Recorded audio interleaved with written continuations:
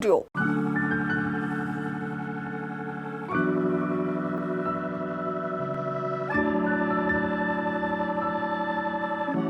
आइए जानते हैं आज की कुछ प्रमुख अंतर्राष्ट्रीय खबरों को। उससे पहले एक नजर आज की हेडलाइंस पर।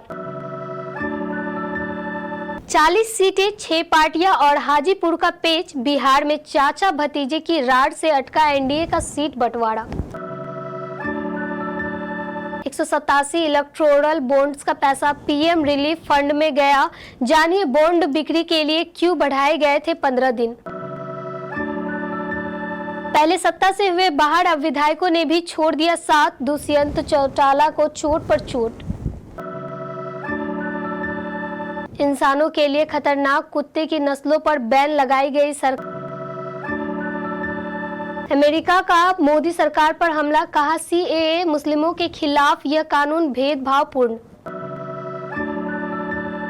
कंगाल पाकिस्तान में बड़ा ऐलान, राष्ट्रपति गृह मंत्री बिना वेतन करेंगे काम। जाने क्यों लिया फैसला। अमेरिका की वार्निंग के बाद नेतन्याहू की 2 टूक बोले, रफा में उतारेंगे सेना। सोना चांदी हुआ सस्ता, जाने आज क्या है 10 ग्राम गोल्ड का रेट। शैतान का दम कामकाजी दिनों में भी बरकरार। 5वें दिन अजय देवगन की फिल्म ने की इतनी कमाई।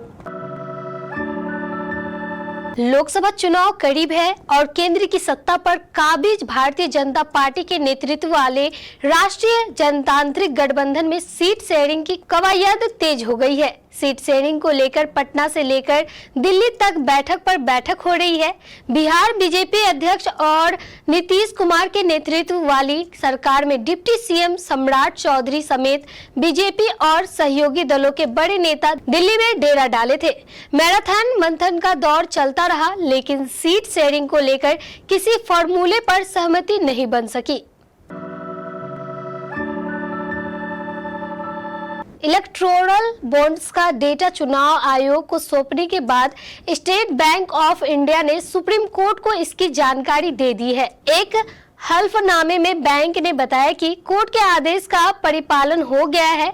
स्टेट बैंक ने इलेक्टोरल बॉन्ड्स की खरीद बिक्री का डेटा सुप्रीम कोर्ट की फटकार के बाद 24 घंटे के भीतर चुनाव आयोग को सौंप दी है। डेटा में 187 बॉन्ड्स की जानकारी नहीं दी गई है, जिसका पैसा पीएम केयर फंड में जमा करा दिया गया है। हालांकि कोर्ट ने इस तरह के बॉन्ड को उसे देने वालों को ही वापस करने का आदेश दिया था। लोकसभा चुनाव करीब है और इस साल के अंत तक हरियाणा विधानसभा के भी चुनाव होने हैं। चुनावी साल में दुष्यंत चौटाला के नेतृत्व वाली जननायक जनता पार्टी डबल मुश्किल में पड़ी दिख रही है। पहले बीजेपी ने जेजेपी से गठबंधन तोड़ा, तो वहीं अब विधायक भी दुष्यंत का साथ छोड़ने लगे हैं। दुष्यंत चौटाला को चोट पर चोट लग रही है। 90 सदस्यों वाली हरियाणा विधानसभा में जेजेपी के कुल 10 विधायक हैं। इनमें से आधे यानी 5 विधायकों ने बागी तेवर अख्तियार कर लिया है। पिछले दिनों पूरे देश से पालतू कुत्तों के द्वारा लोगों पर हुए हमलों से जुड़े कई ऐसे मामले आए जो चिंता पैदा करने वाले हैं।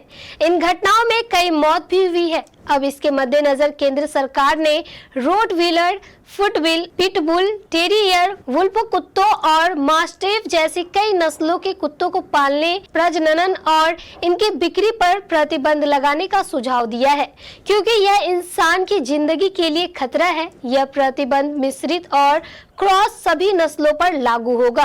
राज्यों को लिखे पत्र में पशुपालन और डेयरी विभाग ने स्थानीय निकायों से ऐसे कुत्तों की बिक्री और प्रजनन के लिए कोई लाइसेंस या परमिट नहीं जारी करने की गुजारिश की है। संयुक्त राष्ट्र और अमेरिका द्वारा नागरिकता संशोधन कानून को लेकर चिंता जाहिर की गई है। बीते मंगलवार यानी 22 मार्च 2024 को संयुक्त राष्ट्र द्वारा सीएए को भेदभावपूर्ण बताया गया है, जबकि अमेरिका का कहना है कि वह इस मामले पर अपनी पैनी नजर बनाए हुए है।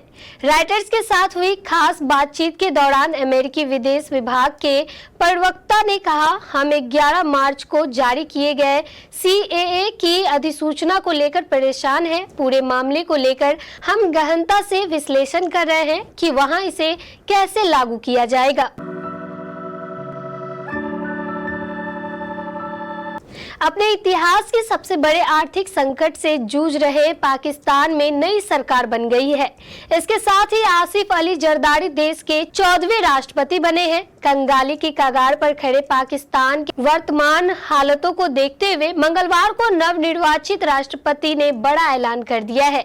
उन्होंने अपने कार्यकाल के दौरान कोई भी वेतन न लेने की घोषणा की है। जरदारी के इस कदम में देश के नए गृह मंत्री ने भी अपना कदम आगे बढ़ाया है। PTI के मुताबिक पाकिस्तान के नवनिर्वाचित राष्ट्रपति आसिफ अली जरदारी ने मंगलवार को अपने कार्यकाल के दौरान कोई वेतन नहीं लेने का ऐलान किया है। देश में लंबे समय से जारी आर्थिक संकट और महंगाई की मार से बेदम पाकिस्तान के लोगों वित्तीय परेशानियों को देखते हुए ये कदम उठाया गया है। इजराइल और हमास के बीच बीते कई महीनों से जंग जारी है। गाजा में लगातार बमबारी जारी है। ऐसे में इजराइल के प्रधानमंत्री बेंजामिन नेतन्याहू ने दक्षिणी गाजा पट्टी के राफा शहर में सैन्य कार्रवाई का ऐलान किया है। नेतन्याहू ने कहा कि इजराइल की सेना राफा में सेना उतारकर हमास का सफाया करेगी। हालांकि अमेरिका सहित कई वैश्विक देश इजराइल पर दबाव बना रहे हैं, वे राफा से दूरी बनाए रखे। बता दें कि राफा को अपेक्षाकृत सबसे सुरक्षित क्षेत्र माना जा रहा है, जहां 15 लाख लोगों ने शरण ली है। बता दें कि राफा को अपेक्षाकृत सबसे सुरक्षित क्षेत्र माना जा रहा है, जहां 15 लाख लोगों ने शरण ली है। नेतन्याहू ने वाशिंगटन में फिलिस्तीनी समर्थित AIPSC संगठन की कॉन्फ्रेंस को संबोधित करते हुए कहा कि हम नागरिक आबादी को बिना नुकसान पहुंचाए राफा में प्रवेश करेंगे। भारतीय सराफा बाजार में आज 13 मार्च 2024 को सोना और चांदी सस्ता हुआ है। सस्ता होने के बाद सोने की कीमत 65,000 रुपये प्रति 10 ग्राम के पार है। वहीं चांदी का भाव 72,000 रुपये प्रति किलो से अधिक है। राष्ट्रीय स्तर पर 999 शुद्धता वाले 24 कैरेट के 10 ग्राम सोने की कीमत 65,334 है, जबकि 999 शुद्धता वाली चांदी की कीमत 72,149 रुपए है।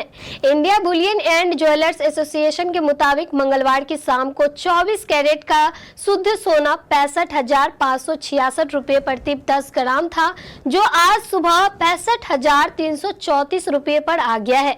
इसी तरह शुद्धता के आधार पर सोना और चांदी दोनों सस्ते हुए हैं।